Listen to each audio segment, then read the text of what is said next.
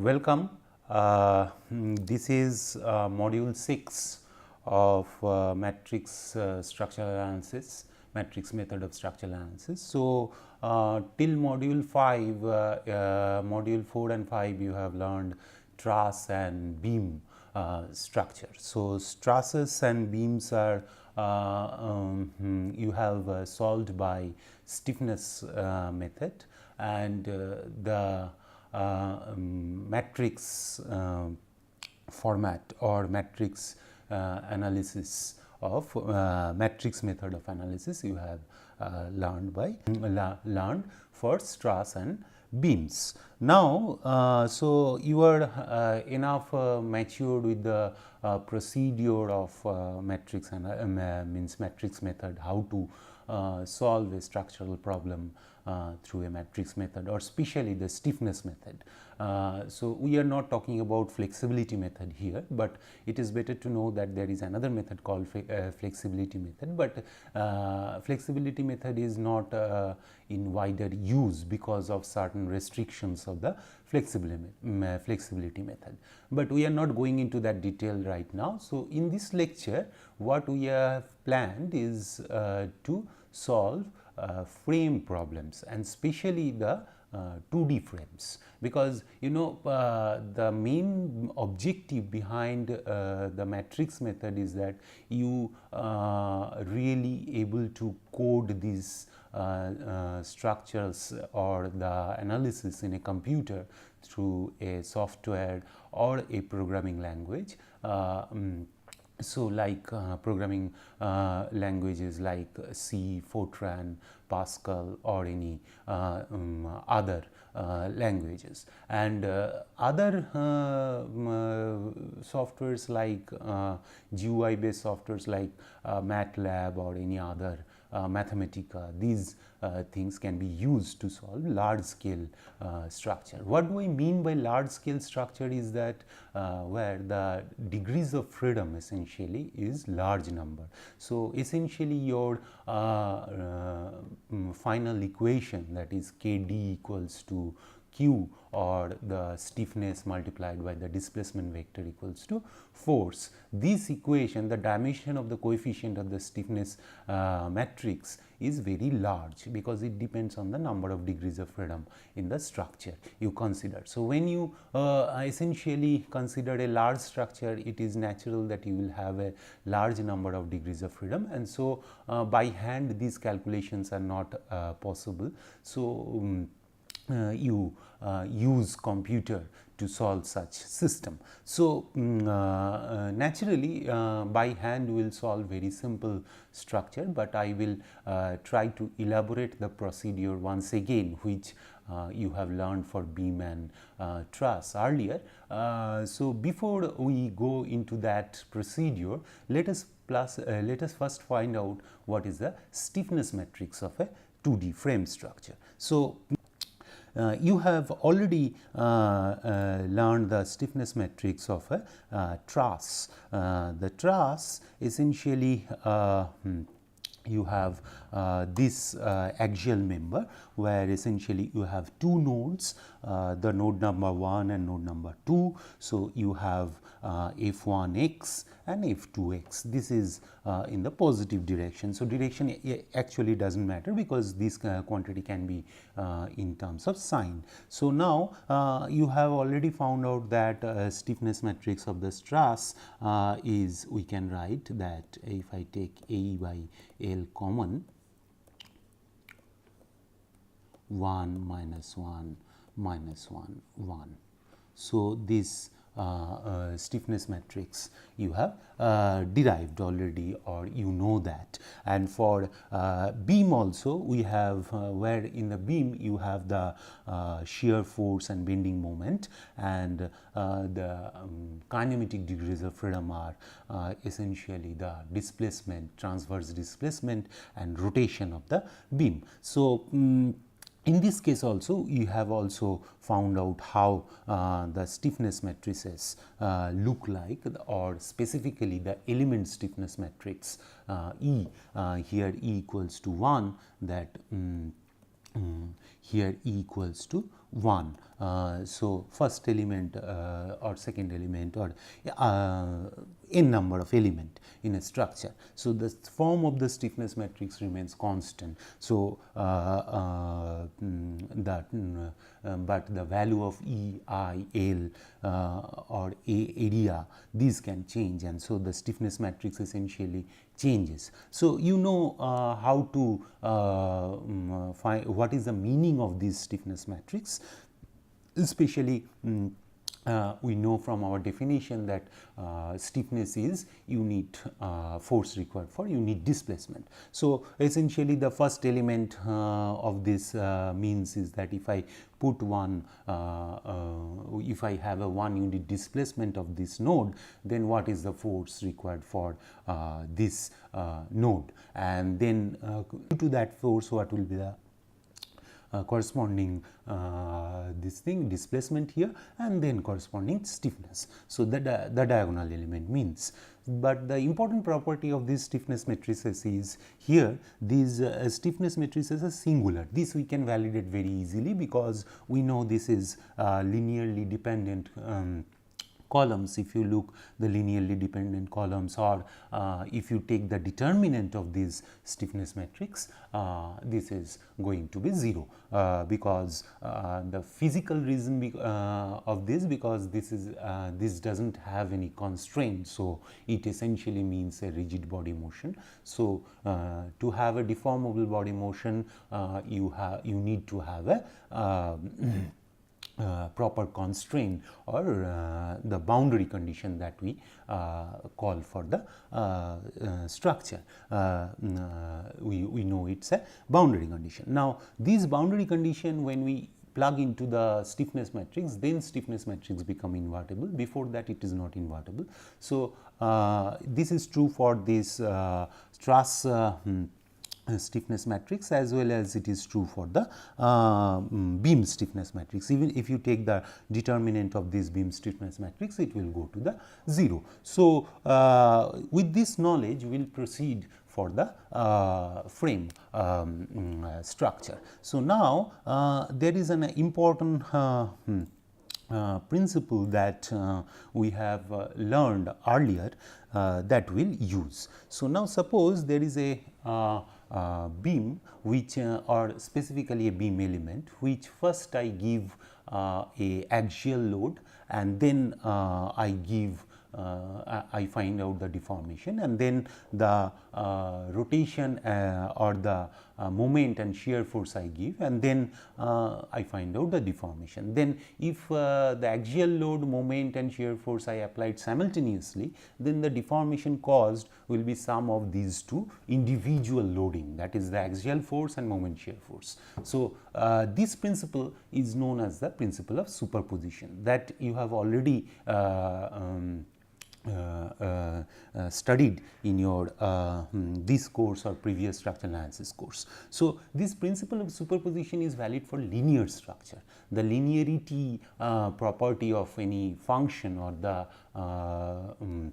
linear structure, it is valid. So, we will not discuss in detail what is that principle of superposition, but we understand that for linear structure that principle of superposition is valid, and this principle of superposition means that if I individually apply this load and find out this deformation, that is the axial force, deformation due to the axial force and deformation due to this kind of loading, and then simultaneously if I apply these two loads and then find out the deformation. So, the total deformation due to these two loads will be equals to the deformation on which we apply all loads simultaneously. So, in this, based on this concept, essentially we can derive the stiffness matrix of a frame.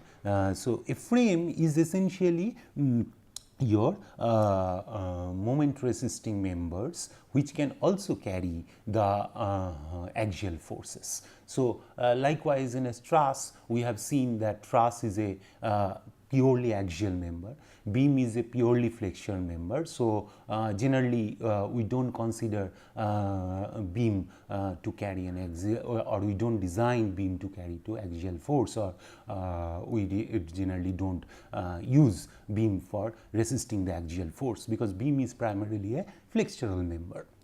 But frame, where we allow to resist the axial force as well as bending moment and shear force. So, beam also we designed for resisting the transverse force. So, frame contains everything. So, now naturally at each point the number of degrees of freedom, or each node the number of degrees of freedom will be 3, because in a frame structure the degrees of freedom, for a truss structure the degrees of freedom is 1 and for each node. For a beam structure the degrees of freedom will be 2, that is, one is transverse displacement and rotation about the xy plane. So, if I superpose these two things, and then we will get the frame stiffness matrix. So, naturally in the frame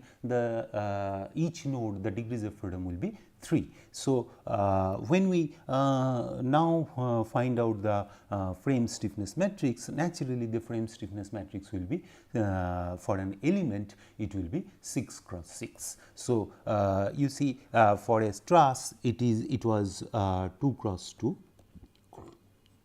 for a beam it is 4 cross 4. So, now the degrees of freedom increases to 1 for a frame. If you compare in terms of with beam, then the frame stiffness matrix will be 6 cross 6. So, here if we now write the frame stiffness matrix with appropriate degrees of freedom, this looks like a frame stiffness matrix where it is 6 cross 6 stiffness matrix. If you look carefully, that frame stiffness matrix, that is at each node, that is node 1 and node 2 here. So, each node there are 3 degrees of freedom. So, degrees of freedom are 3 degrees of freedom each node. So, naturally the stiffness matrix will be 6 cross 6 for an element, which was 2 cross 2 for truss, 3 cross 3, 4 cross 4 for the beam. Now, for a beam, what are those degrees? For a frame, what are those degrees of freedom? So, there are axial displacement along x, displacement along y, and displacement and rotation along xy plane. And this is for a 2D frame. So, you can appropriately modify for the 3D frames, which we will not discuss in this lecture, though. So, you will have 3 such displacement, 3 such rotations for 3D frames or the space frames which we call popularly. Now, similarly, the forces which can act in a frame member, or the 2D frame member, are the axial force, transverse force, and the moment. So, the interesting thing is that, so we also know that this is the, if we now write the degrees of freedom per node here.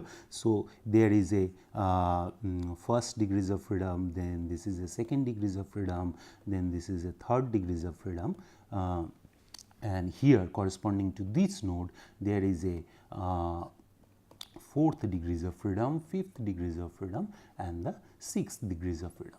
So, these 6 columns also represents corresponding to these degrees of freedom 3, 4, 5 and 6. So, the superposition actually we when we union the two stiffness matrices, that is truss and beam, we swell or we expand the stiffness matrix as per the degrees of freedom. So, this is important, and this you must understand that this is not just an addition. So, it is a addition with appropriate degrees of freedom. So, you see this first column represents corresponding to first degrees of freedom, that is the axial force at node 1. Similarly, fourth represents the axial force at node 2. So, this 4 is the stiffness coefficient when we when we have a unit displacement at node 2. So, this stiffness matrix finally gives us a elemental stiffness matrix, or when I consider an element, what will be the final form of the stiffness matrix. Now, the coefficient of this stiffness matrix all of us know, because we know beam stiffness matrix, that is 12 EI by L cube, 6 EI by L square, and so on. So, for a truss also we know what is AE by L and minus AE by L, minus AE by L, and AE by L. So, there is no extra stiffness coefficient that we don't know, but it is the only appropriate positions of the stiffness coefficient when we consider axial force with the beam stiffness matrix. So, this is the stiffness matrix of a frame. Now, this frame, as we have seen in case of a truss, that suppose we want to solve this kind of problem. So, where these frames actually carries moments. In case of a truss, we were not, when we considered at a this as a truss structure, then there was no moment acting in the member, because truss is a primarily axial force, axial member. So, now when we try to solve this kind of structure, you see this structure is not just horizontal. Likewise, we have seen in case of a truss that truss members can be inclined also, even beam can also be inclined. So, here if you see this member, for instance, this members makes an angle theta with respect to the global x axis, while this member, if you think this member does not make any, so the angle is actually the 0 degree. So, now as we have seen in case of a truss, that we need to modify those stiffness matrix due to the inclination, and this modification we have also learned how to do it in terms of transformation matrix. So, that we will see what it looks if I have a if I had to transform the inclined members or find out the stiffness matrices for the inclined member of a frame. So, suppose this is a basically inclined frame, where we have again the angle it makes is theta with respect to x axis. So, I can say this is theta x and this is theta y. So, we know what is theta x and theta y if we know the coordinates of these 2 points. So, this is naturally 0 0 and this may be some coordinates, say something x y. So, we know how to calculate theta x and theta y, and theta x plus theta y is 90 degree. So, how to calculate theta x and theta y we know. So, we have to find out now what is the form of the transformation matrix that we are talking about. So, let us see what form it looks like. So, for instance, if there is a x axis, along x there is a this is first let us understand that this is a global x axis or the structural axis, and this is the local axis. The local axis is x prime y prime and the structural axis is x y. So, now if I have a displacement along this structural axis, which is capital D1x, the 1 represents the node number and x represents the direction at which the displacement is happening. So, if I know now theta x and theta y, then I can just like a vector component or the projections in the frame, the elemental axis of the local system, I can write the d1x is small d1x, that is in the local axis, is capital D1x cos theta x. Similarly, in the y direction it will be in this side. So, I have considered positive d1x, capital D1x. So, in this it will be theta y. So, minus sign it will come, because I have assumed this is positive direction and the y prime. So, minus d1x cos of theta y. So, here we know cos of theta x and theta y we know from the geometry. So, now we can if this is for a displacement along the structural x axis. Now, similarly, we can do it for a displacement in the structure y axis. So, when we have a y axis, this displacement I am representing in terms of d1y. So, due to this there will be a x component displacement in the material axis and the y component displacement in the or the frame axis. So, or the elemental axis or the local system. So, the local system x axis will be d1 x prime small d, and that will be equals to d1 y cos theta y, d1 prime d small d1 y prime is d1 y, this will be y. So, y d1 cos theta x. So, that means you have essentially if there is a displacement along structural axis in x direction, you can convert it to the elemental axis or the local axis in the both direction. Now, suppose there is a moment or there is a rotation. What will be that case? So, in case of a rotation, the rotation is actually of the xy plane, and if you consider the xy plane is perpendicular to this board, that means even if you rotate, the rotation does not change the theta x, and so rotation does not change in the local or global axis or structural axis or the elemental axis. So, naturally the third degrees of freedom, or that is z degrees of freedom. So, small d1 z prime will be equals to capital D1 z. So, this has no transformation, because rotation is along z direction or in a xy plane. So, now finally, if we again use the principle of superposition, then we have this form. So, essentially when you have a this thing, when you have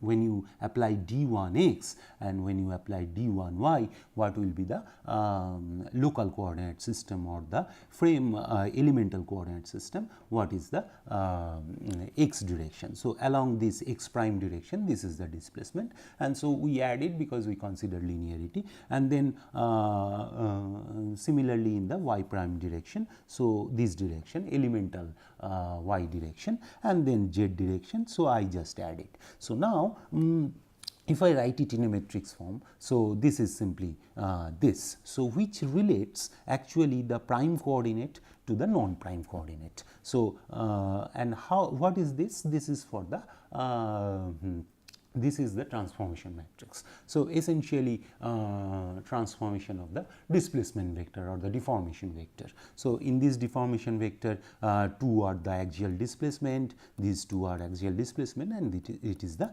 rotation or the theta that we considered.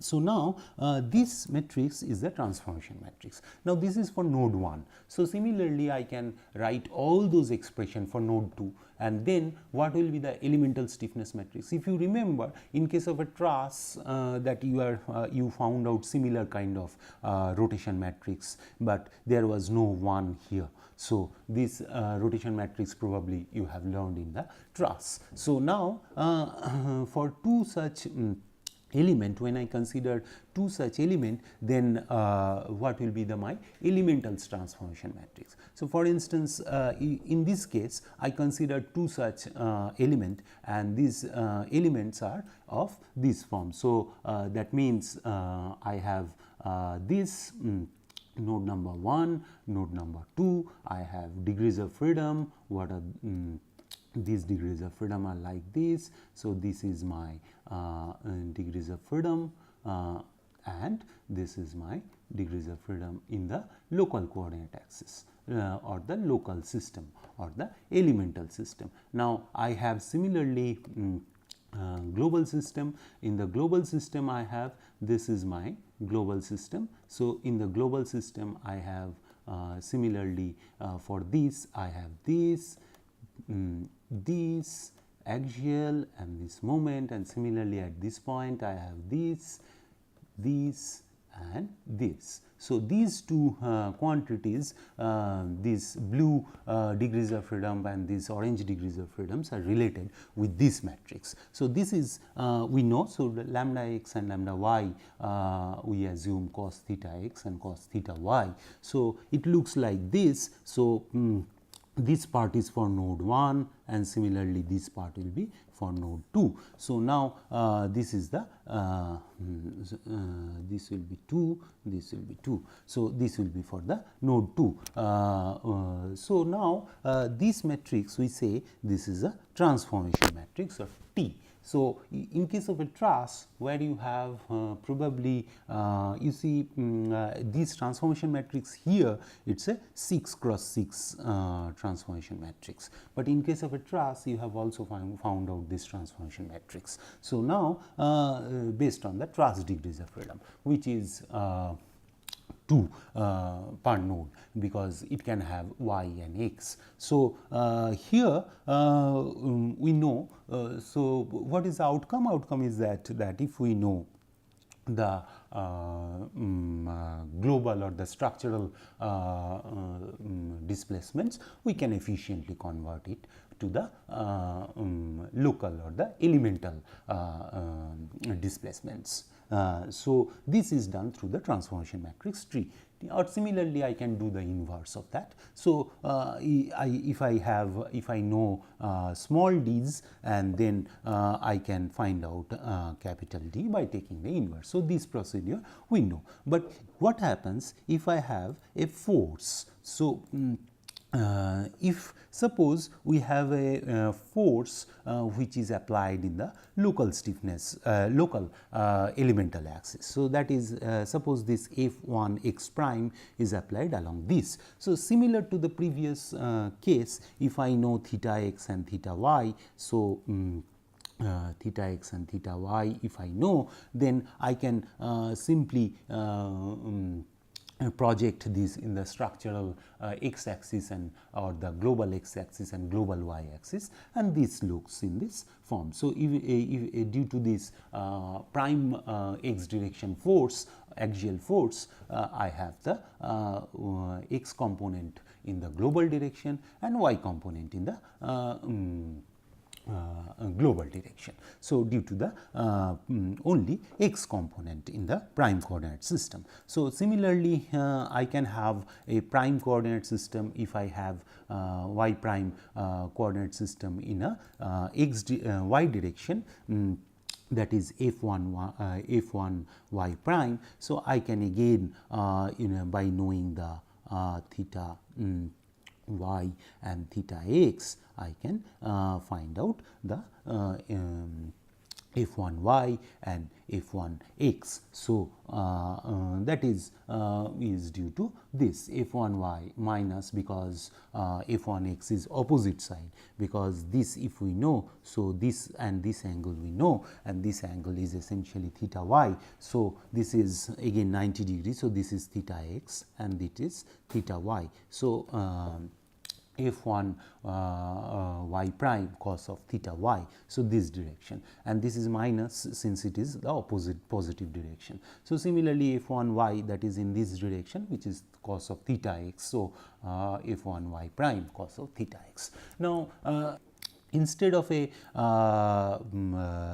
displacement or the axial forces or the shear forces, if I apply a moment now, this moment does not change, because moment is along ZZ, the perpendicular direction, or that is acting in a plane that is XY plane. So, it does not change any magnitude because of rotation of the axis. So, this transformation remains same. So, this is identity transformation, we can say. So, likewise in the previous case for a rotation. So, now similar to the previous case, we can find out how using the superposition when the axial force, shear force or moment is applied simultaneously, then what will be the transformation. So, this leads to this quantity that we have seen. So, addition and these are addition and subtraction due to applying the superposition, and if I write the matrix form,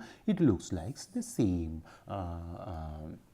matrix, only the sign flips. So, this thing we have what this meaning is that if I know in the prime coordinate system, then I can get the values at the non-prime coordinate system or the global coordinate system, and this is the transformation matrix, and this transformation matrix is for node 1. Now, similarly as in the previous case, we can have the node 2 transformation matrix. So, the node 2 transformation matrix and node 1 transformation matrix, if I now finally write in this form. So, the same thing, only changes is that these signs were earlier here in case of a displacement transformation, and remember our displacement transformation was d, small d is capital T into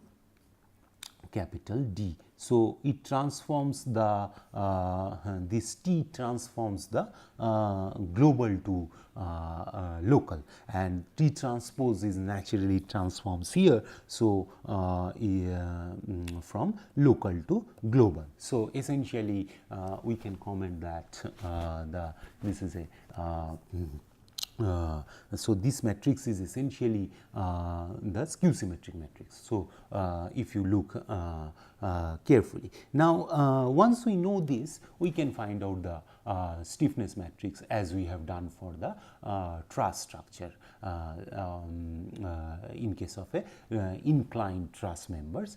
We can find out the inclined frame members. What will be the stiffness matrix for the inclined frame members. But so here today I will stop here, and so what we have learned is that we use the principle of superposition to find out the stiffness matrix of a frame which is of 3 degrees of freedom per node, because it can carry axial force, shear force and bending moment. So, the kinematic degrees of freedom are displacement in 2 directions, that is x direction, y direction, and then the rotation of the xy plane. So,